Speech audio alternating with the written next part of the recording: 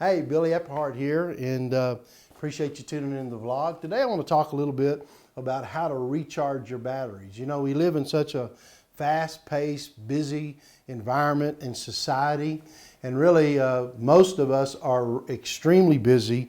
And so I get questions a lot here into our office and also in my speaking engagements and where I travel about, what do you do to keep from being stressed out, or what do you do to actually learn how to, what I call, recharge your batteries? Well, there's a couple of steps I'd like to share with you quickly to help you know. I call it 4 steps to recharging your batteries. And the first one, of course, we're going to take from the Bible, is number 1 is to rest. Learn to rest. All these start with an R, so this will help you remember them.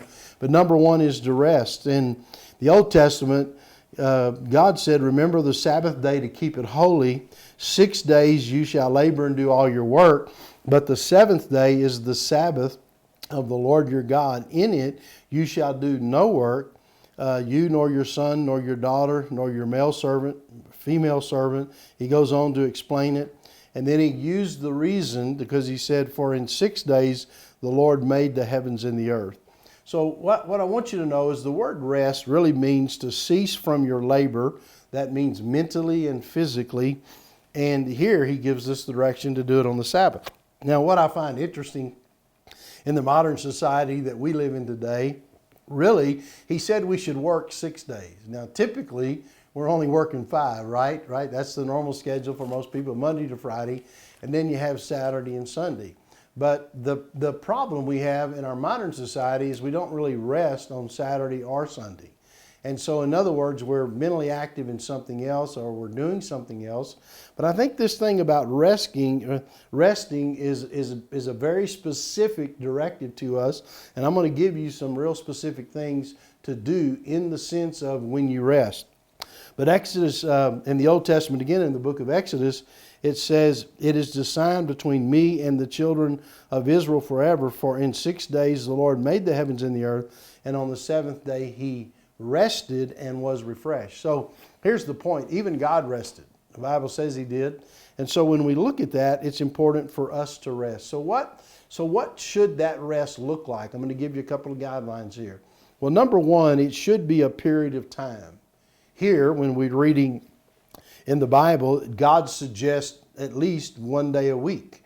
That's God. What God is saying to us. He's actually directing us to take 1 day a week. And it could be and for some people, when we're talking about our life as a Christian, for example, we would look at when we go to church or when we go to church to worship.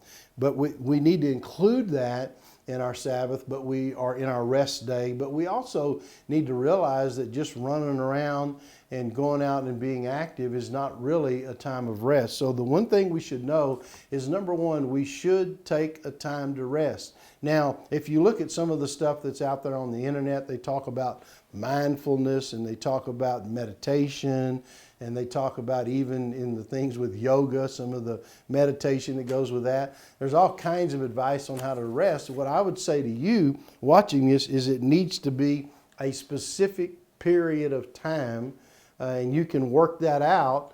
And for this matter, you can work that out between yourself and God, but you can learn that it needs to be a specific period of time that you honor. And then number 2, it should be a place of solitude away from people. So you should have some time to rest where it actually is a place of solitude where you don't have other people around you. So that means if you go into a prayer closet for a period of time, that could be a period of rest. If you go sit out under a tree somewhere and have your journal with you and you're journaling, that could be a time of rest. But it should be, number 1, a period of time, and number 2, it should be a place of solitude. And then number 3, and I think this is a big one in our modern society, because now we can walk around with headphones in our head. So and there's all kinds of different inputs into our life, a lot of noise, if you would, around our life. So the next one, number 3, it should be a place of silence. In other words, of being able to listen to your heart, being able to listen, being able to be mindful and listen to the heart. The Bible's very plain. The Holy Spirit's the teacher of the church. So you listen to your spirit or to your heart in those things. And so it gives you a period that when you take that kind of time, it gives you a period of rest. And I can assure you that if you take authentic periods of rest in your life, that you will find yourself making better decisions. Your attitudes with other people will be much better. How you reflect and how you look to the future will be much more positive. All those things will happen for you as you take the time to rest. So how do you recharge your batteries? Number one, you take the time to rest. And then number two, you take the time to reflect. In the book of Genesis in the Old Testament, it says, then God saw everything he had made, Genesis chapter 1.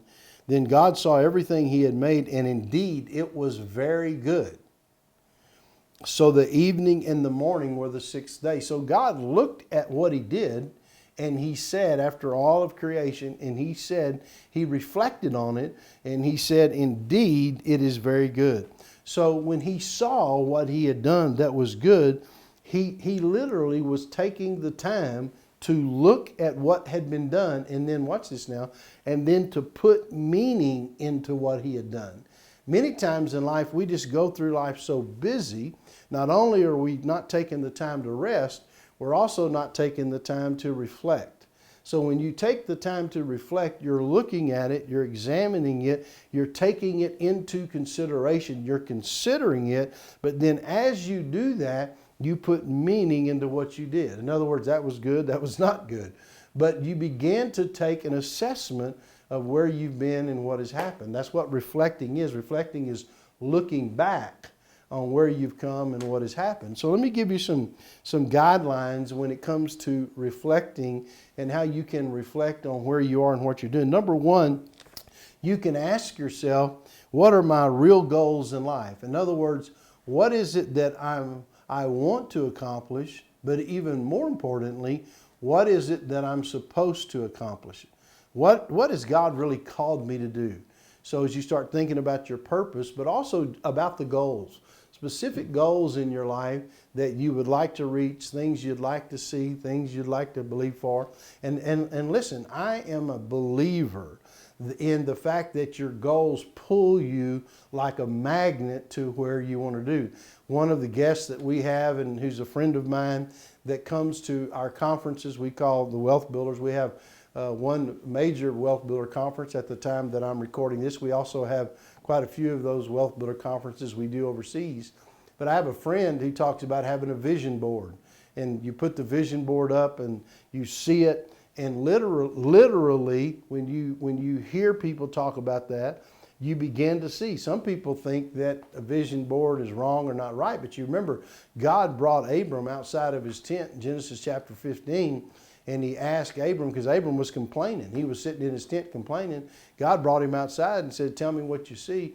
And he started counting the stars of the sky, and God said to him, so shall your seed be. So instead of considering what he was thinking, he was looking at the stars and he was envisioning where that was going to be.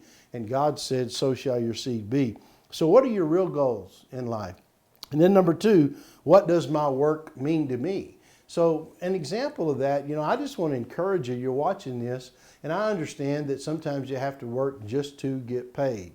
But as you move forward in life, you want to find work that you find meaningful and that you enjoy doing. Now, that doesn't mean every day you're going to like it, but what it does mean is you enjoy what you're accomplishing, you're enjoying the impact you're having on other people, that kind of thing. Because there's days even here, I love what I do, but there's days even here in my own office that there are times when there's things I have to do. I call it brush your teeth, comb your hair stuff.